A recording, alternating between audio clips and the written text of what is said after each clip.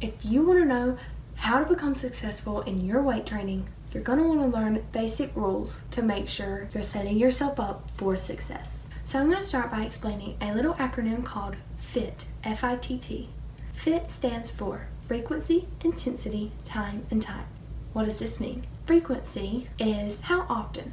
Are you going to be working out 3 times a week, 4 times a week, 5, 6? Are you only going to be doing once a week? How are you starting out? What is your approach?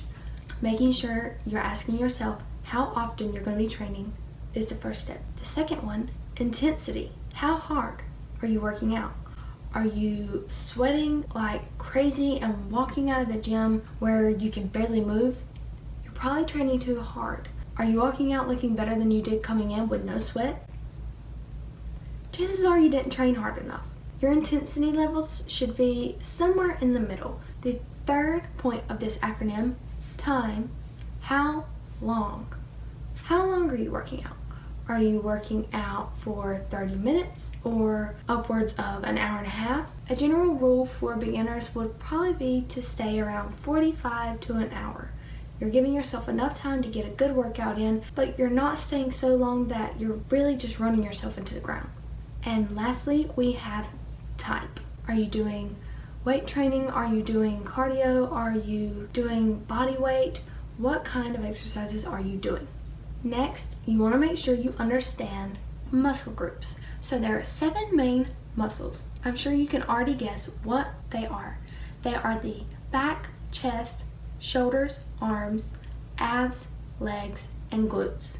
It is the basic big muscle groups that you would assume. Now there are a couple ways to train these major muscle groups. You can do a HIIT workout, which can be around 30 minutes of a full intense body session where you're hitting all the muscles at once, or you can split up your muscles, so having a push-pull leg split. I have a video on that which will be linked in the playlist to the side. You are dividing your muscle groups into different days of your training. So having an upper body day, a lower body day, that would be splitting up your muscles and working them on separate days. And the last way you can target these muscles is by doing your major lifts, such as a bench press, squat, deadlift, etc. Or really just any compound movement that is going to work more than one muscle at once. The third basics you're going to want to know to set yourself up for success is the terminology.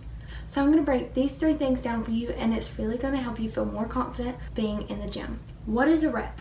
A rep, also known as repetition, but more commonly known as rep, is basically just one complete movement of an exercise. So if you're doing a squat, going down and coming back up is 1 rep.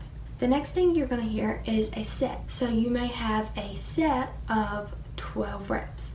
So all this means is doing that squat of going down and coming back up. You do it 12 times, and that is a set. A set is also kind of known as like a round. That's how I started thinking about it when I first got started. Think of it as one complete round of exercises. If you do 12 squats, you finished 1 round. Maybe your workout is 3 sets. All this means is you're going to do 3 rounds of whatever movement you're doing. And the last is rest. So even though you may not be used to hearing rest go hand in hand with the gym, you're going to want to rest when you're working out. So after you've done your 12 reps and you finish that 1 set, you're going to have a rest time. Usually for beginners, you can take about a 30 to 90 second break in between sets. So say you've gone and you've done 12 squats and finished that first set, you're going to take about a 30 to 90 second break to get your breath back and get ready, put all your power into doing that next set of squats. Fourth thing to set yourself up for success is knowing how many reps, sets, rest time that you should be doing.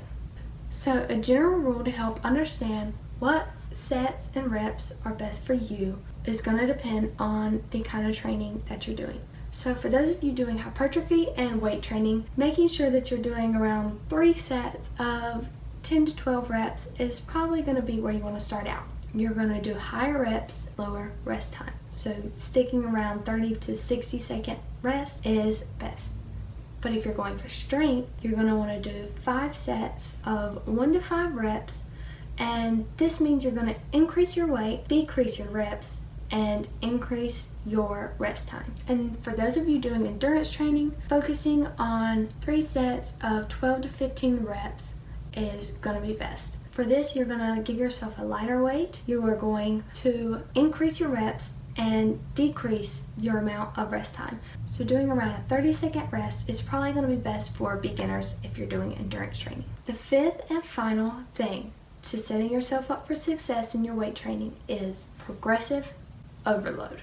If you are going to make any kind of progress in your training, you have to focus on progressive overload. This is how you build muscle. This is how you make progress. This is how you increase your endurance. You are going to want to overload your body. To break it down, progressive overload is really just increasing your volume and your weight over time to help you see progress. If you go into the gym and you're starting out with a 10-pound weight, you want to keep increasing your weight over time. So within a couple weeks, try hitting a 15-pound instead of a 10. So say you were doing 12 reps of a bicep curl with 10 pounds. Try doing 5 to 8 reps with a 15 pound. See what you can do. This is going to help your body adapt and increase muscle growth because it's trying to adapt to the weight that you're building. You want to see progress. It's okay if you can't finish the reps that you're doing if you've increased the weight. That is okay. So these are my 5